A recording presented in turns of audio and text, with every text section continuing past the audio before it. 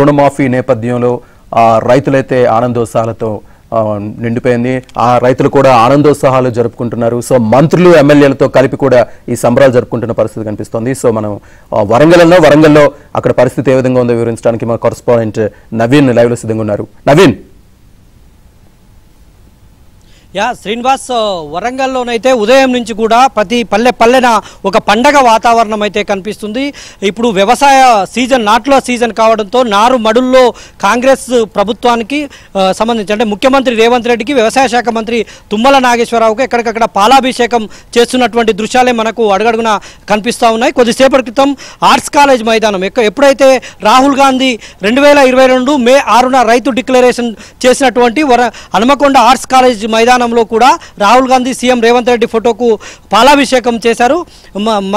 రాహుల్ గాంధీ కృతజ్ఞత సభ కూడా ఇక్కడే నిర్వహిస్తామని కొద్దిసేపటి క్రితమే ముఖ్యమంత్రి రేవంత్ రెడ్డి కూడా వెల్లడించినటువంటి సందర్భాన్ని మనం చూసాం. ఇక్కడ కాంగ్రెస్ నేతలంతా కూడా పెద్ద ఎత్తున కూడి ఎక్కడైతే రాహుల్ గాంధీ అప్పుడు హామీ ఇచ్చారో వరంగల్ రైతు డిక్లరేషన్ ప్రకటించినటువంటి చోటునే రాహుల్ గాంధీ సీఎం రేవంత్ రెడ్డి ఫ్లెక్సీలకు పాలాభిషేకం చేస్తున్నటువంటి దృశ్యాలు మనకు కనిపిస్తూ ఉన్నాయి. పెద్ద ఎత్తున కాంగ్రెస్ నేతలు కావచ్చు, రైతులు కావచ్చు, ఉదయం నుంచి కూడా సంబరాలు చేసుకుంటున్నటువంటి దృశ్యాలే మనకు అడుగడుగున కనిపించాయి.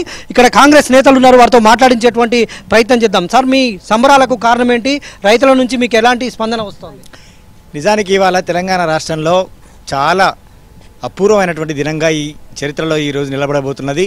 ఎందుకంటే తెలంగాణ రైతాంగ సంక్షేమం కోసం, అభివృద్ధి కోసం కాంగ్రెస్ పార్టీ కట్టుబడి ఉందనేటువంటి మాటను నిరూపిస్తూ ఇవాళ విజయోత్సవాలు జరుపుకుంటున్నాం. రాష్ట్ర వ్యాప్తంగా కూడా, ముఖ్యంగా వరంగల్ జిల్లాలో కూడా పల్లె మేము ఇప్పటిదాకా అనేక గ్రామాలు, అనేక మండలాలు తిరిగి కూడా వచ్చినాము. అయితే ఇవాళ రాష్ట్రంలో ఏదైతే కాంగ్రెస్ పార్టీ అధికారంలోకి వచ్చినట్లయితే మేము రైతాంగం కోసము 2 లక్షల రుణమాఫీ చేస్తామనేటువంటి హామీని ఇచ్చినామో ఆ హామీని ఇవాళ పూర్తి స్థాయిలో అమలు చేసేందుకు రాష్ట్ర ప్రభుత్వం నిర్ణయం తీసుకొని ఈ రోజు నుంచి శ్రీకారం చుట్టినందుకు చాలా సంతోషంగా, ఆనందంగా కూడా మేము ఇలా ఉత్సవాలు జరుపుకుంటున్నాము. ముఖ్యంగా చారిత్రక సందర్భం ఏమిటంటే ఇవాళ వరంగల్ పట్టణంలోని ఆర్ట్స్ కాలేజీ మైదానం అయితే వేదికగా ఆ రోజు రైతు సంఘర్షణ సమితి సభను పెట్టి రాహుల్ గాంధీ గారి నాయకత్వంలో ఇక్కడ రైతు డిక్లరేషన్లో 2 లక్షల రుణమాఫీ ప్రకటిస్తూ తీర్మానం చేయడం జరిగిందో ఆ తీర్మానాన్ని అమలు చేస్తూ, ఆ తీర్మానాన్ని కట్టుబడి ఇవాళ రాష్ట్ర ప్రభుత్వంలో ఉన్నటువంటి గౌరవ ముఖ్యమంత్రి రేవంత్ రెడ్డి గారు ఆ తీర్మానాన్ని అమలు చేస్తే వాళ్ళు 2 లక్షల రుణమాఫీని ఏకకాలంలో ప్రకటించి దాన్ని అమలు చేయబడుకోవడం అనేది చాలా హర్షించదగ్గ విషయంగా మారింది. తెలంగాణ చరిత్రలో ఒక రకంగా చెప్పాలంటే భారతదేశ చరిత్రలో కూడా ఇవాళ ఈ 31,000 కోట్ల రూపాయలు ఇవాళ రైతాంగానికి ఏకబిగిన 2 లక్షల రుణమాఫీ చేయడం అనేది భారతదేశ చరిత్రలోనే ఒక లిఖించదగ్గ అంశంగా నిలబడబోతున్నది. కాబట్టి ఇది చారిత్రకమైన అంశంగా మేమందరం కూడా చాలా సంతోషంగా ఉన్నాము.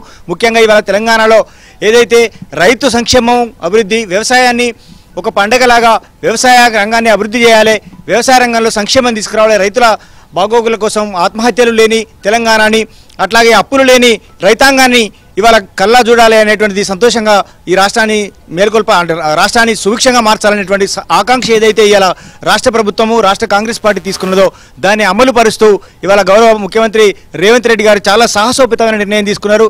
అందరికీ తెలుసు రాష్ట్రం ఎంత ఆర్థికపరమైన ఇబ్బందుల్లో ఉన్నదో ఇవాళ మనం చూస్తున్నాము.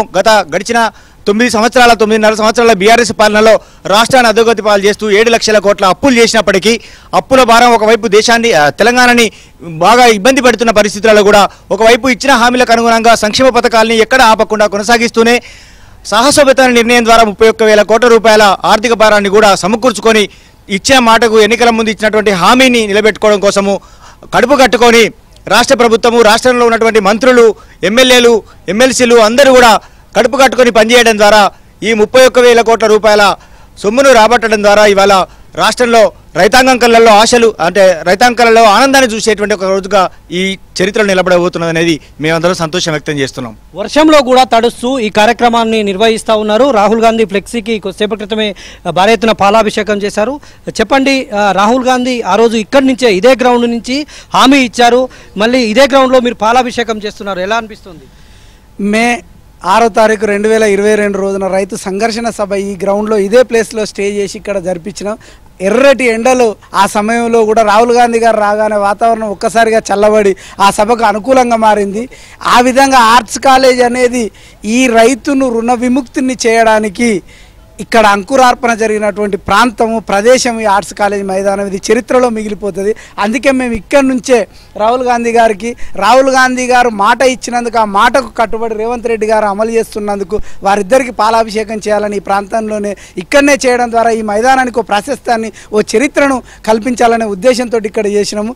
గత ప్రభుత్వం 9.5 ఏళ్ళు అధికారంలో ఉండి 1 లక్ష రూపాయలు రుణమాఫీ చేయడానికి అనేక విడతలుగా రైతులను ఇబ్బంది పెట్టి బ్యాంకుల చుట్టూ తిప్పి చివరికి పాస్బుక్లు ఇవ్వకుండా రైతుల ఆత్మహత్యలకు కారణమైంది.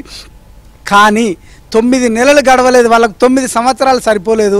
మా ప్రభుత్వానికి 9 నెలలు గడవక ముందే 7 నెలల 10 రోజులు సుమారైంది. ఈ 7 నెలల 10 రోజుల్లోనే 1 లక్ష రూపాయలు ఏకబిగిన రుణమాఫీ చేసి ఆ తర్వాత 15 రోజుల్లో 1,50,000 రుణమాఫీ చేస్తాము. తర్వాత ఆగస్టు నెల. Thank you very much. ఇది రైతుల అభిప్రాయం, ఇటు కాంగ్రెస్ నేతల అభిప్రాయం. మొత్తంగా పెద్ద ఎత్తున సంబరాలు అయితే జరిగాయి. ఉదయం నుంచి కూడా ఉమ్మడి వరంగల్